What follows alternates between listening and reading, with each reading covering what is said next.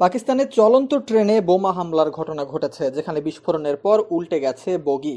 জানা গেছে পাকিস্তানের জাফর এক্সপ্রেস ট্রেনে এই হামলার ঘটনা ঘটে।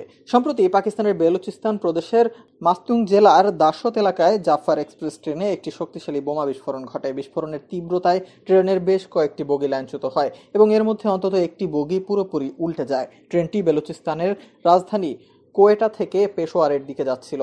এ হামলায় বেশ কয়েকজন যাত্রী আহত হয়েছেন বলে জানা গেছে। আহতদের মধ্যে বেশ কয়েকজনের অবস্থা গুরুতর ছিল।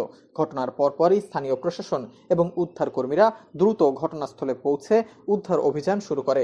উল্টে যাওয়া বগি থেকে যাত্রীদের নিরাপদে বের করে আনা হয় এবং আহতদের চিকিৎসার জন্য নিকটস্থ হাসপাতালে পাঠানো হয়। বেলুচিস্তান প্রদেশে বিচ্ছিন্নতাবাদী গোষ্ঠীগুলো দীর্ঘদিন ধরেই পাকিস্তানের রাষ্ট্রের বিরুদ্ধে সশস্ত্র সংগ্রাম চালিয়ে আসছিল।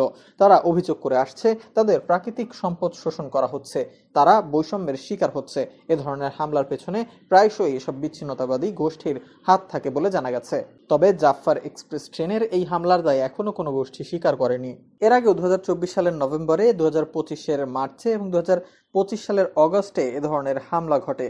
এই হামলাগুলোর ঘটনা থেকে বোঝা যায় বেলুচিস্তান প্রদেশের রেল যোগাযোগ ব্যবস্থায় নিরাপত্তা ঝুঁকি রয়েছে। এমনকি বিচ্ছিন্নতাবাদী গোষ্ঠীগুলো তাদের তৎপরতা চালিয়ে যাচ্ছে।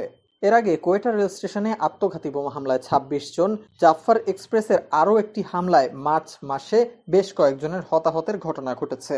2025 সালে ওই একই ট্রেন লক্ষ্য করে আরও 6টি বগি লাইনচ্যুত করা হয় বোমা হামলার মাধ্যমে।